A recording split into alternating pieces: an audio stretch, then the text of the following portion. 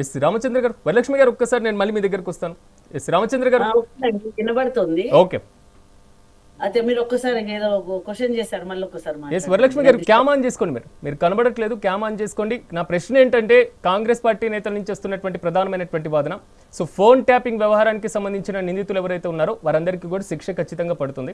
So SIT దీనికి సంబంధించి సమగ్రమైనటువంటి దర్యాప్తు జరుగుతుంది, పారదర్శకంగా జరుగుతుంది అనేటువంటి అంశాలు. సో ఇప్పటివరకు ఈ తంతు సాగితే ఇప్పుడు ఛార్జ్ షీట్ అనేటువంటి కొత్త కోణం వచ్చింది. సో ఛార్జ్ షీట్లో మీ పార్టీకి చెందినటువంటి కీలక వ్యక్తులు, విచారణ ఎదుర్కొన్నటువంటి ప్రతి ఒక్కరి పేరు ఉండేటువంటి అవకాశం ఉంది అనేది మాత్రం కాంగ్రెస్ వాదన. ఓకేనా అండి? ఓకే మేడం, చెప్పండి.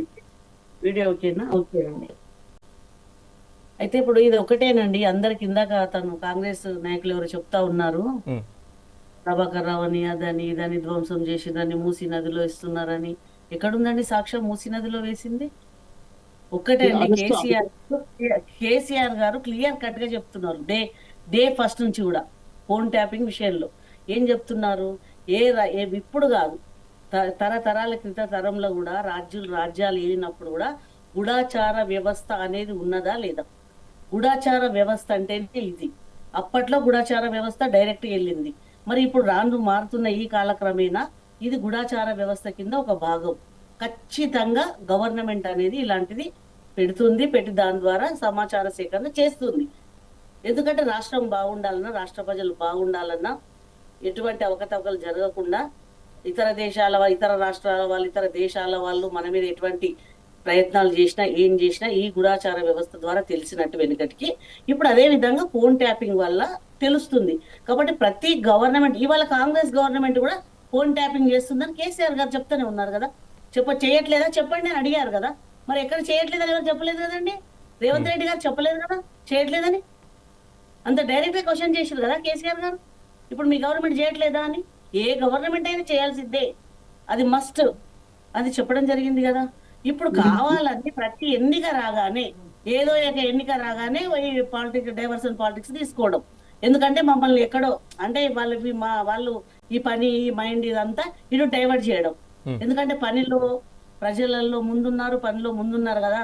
టిఆర్ఎస్ పార్టీ, బీఆర్ఎస్ పార్టీ ఎప్పుడైనా ప్రజల పార్టీ, పనిలో ముందుంటది, హార్డ్ వర్క్ చేస్తారు. ఎవరిని తీసుకున్నా, కేసీఆర్ తో సహా హరీష్ గారు కానీ, కేటీఆర్ గారు కానీ, ఎవరిని తీసుకున్నా, మా దగ్గర ఒక కార్యకర్తను తీసుకున్నా హార్డ్ వర్క్ చేస్తాం. కాబట్టి ఇది ఎట్లా డైవర్ట్ కావాలా? ఇప్పుడు చూడండి, మొన్న మాకు ఎంత డైవర్ట్ అయింది. హరీష్ గారు పోయి సిట్ ఎంక్వైరీ అనగానే ఆ రోజు 2 రోజులు అంతా వేస్ట్ అయిందా?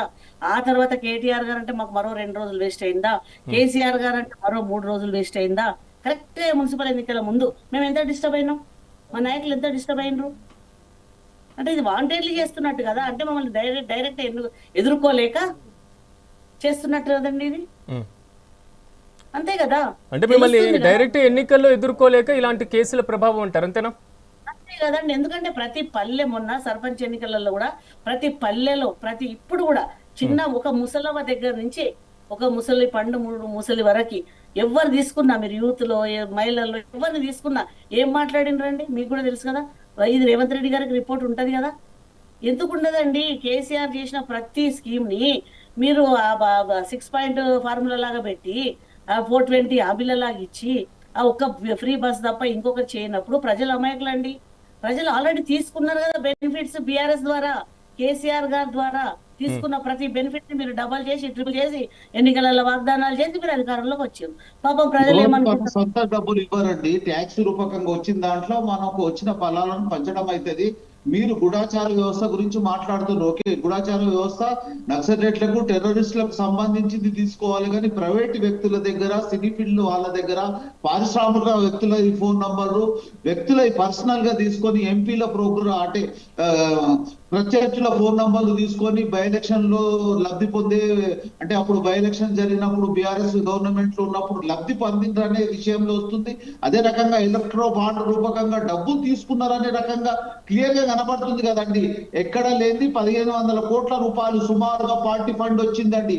వాళ్ళు ఒక్కొక్కరు స్టేట్మెంట్ ఇచ్చి మమ్మల్ని బెదిరించి తీసుకున్నారని ప్రైవేట్ వ్యక్తులు ఆల్రెడీ రికార్డ్ చేయడం జరిగింది కదా. దాంట్లో మన ఎంపీ కొండ విశ్వేశ్వర రెడ్డి గారు క్లియర్ గా చెప్పారండి, బెదిరించి మా క్లయింట్ దగ్గర డబ్బులు తీసుకున్నారు. దానికి ఎవిడెన్స్ ఉంది కదా, ఏ రకంగా ఫోన్ ట్యాపింగ్ ద్వారా చేసారు. మీరు గూఢాచార వ్యవస్థ అంటే మనకు నక్సలైట్లకు, టెర్రరిస్టులకు, అంటే సమాజానికి వ్యతిరేకులకు, విద్రోహుల గురించి మనం మాట్లాడాల్సిన అవసరం వస్తుంది. కానీ ఇక్కడ జరిగేది అట్లా లేదు కదండి. ఇక్కడ జరిగేది కానీ రామచంద్ర గారు మీరు అధికారంలోకి వచ్చాక ప్రైవేట్ వ్యక్తుల దగ్గర కాదు కదా. కానీ రామచంద్ర గారు మీరు అధికారంలోకి వచ్చిన తర్వాత 2 ఏళ్ల తర్వాత నోటీసులు ఇవ్వడం, 2 ఏళ్ల తర్వాత దూకుడు పెంచడం, 2 ఏళ్ల తర్వాత ఇప్పుడు ఛార్జ్ షీట్ లో పేర్లు నమోదు చేసేటువంటి సో పనిలో పడ్డాం. ఎందుకు వీళ్ళని ఎలక్షన్ మూడ్ నుంచి బీఆర్ఎస్ పార్టీ డైవర్ట్ చేయడానికి తర్వాత వచ్చాడు కదా, దాన్ని బట్టి మనం తీసుకోవాల్సి ఉంది. ఇంకోటి ఎలక్షన్లు అంటున్నారు. 2023లో కాంగ్రెస్ పార్టీ అధికారంలో వచ్చిన తర్వాత ప్రతి దాంట్లో ప్రతి ఎలక్షన్ లో ముందుగానే వస్తుంది. ఎంపీ ఎలక్షన్ లో మంచి రిజల్ట్ వచ్చింది. బై ఎలక్షన్ లో అంటే ఎలక్షన్ లో మంచి ఎలక్షన్ మనకు వచ్చిన పన్నును బట్టి దాన్ని బట్టి మనకి ఏమేం కావాలో ప్రజలకు హ్యాపీగా ఉన్నారండి. 200 యూనిట్ల కరెంట్ ఫ్రీ ఇస్తుందండి, ప్రతి ఇంటికి లబ్ధి చెందుతుందండి. అది సన్న బియ్యం ఇస్తుందండి, ప్రతి వారికి లాభం అవుతుందండి.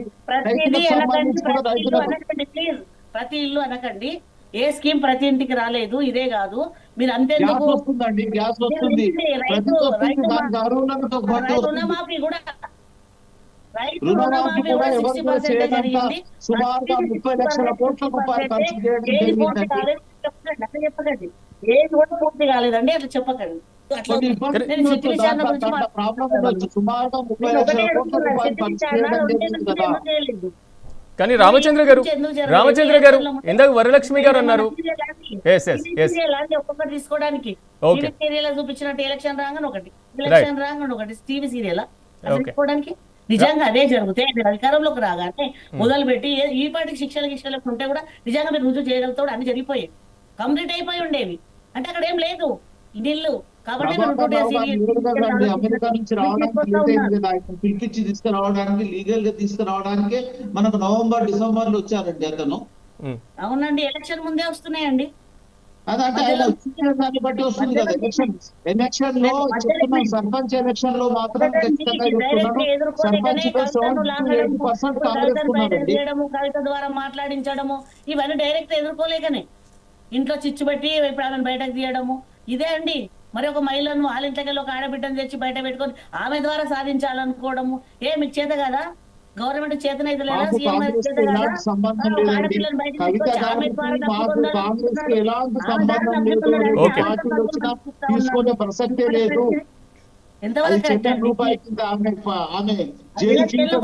ఎలక్షన్ల ముందు తీసుకురాకండి.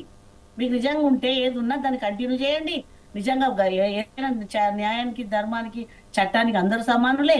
సరే మొదలు పెడుతున్నారు కదా, అట్లనే కంటిన్యూ చేయండి. మా నీతి నిజాయితీ అక్కడ బయటపడుతుంది, తెలుస్తుంది. అంతేగాని దీన్ని మళ్ళీ ఆపి మళ్ళీ రేపు ఎలక్షన్ వస్తుంది, పంచాయతీరాజ్ ఎలక్షన్, రేపు కార్పొరేషన్ ఉంటాయి. ఇది బెల్ల టీవీ సీరియల్ ఒకటి కరెక్ట్ కాదండి. సామాన్య కార్యకర్త కూడా అర్థమైపోయిందండి. డైరెక్ట్ గా బీఆర్ఎస్ ని ఎదుర్కోలేక ఈ జిమ్మిక్కులు డైవర్షన్ పాలిటిక్స్ చేస్తున్నది ఇందుకు.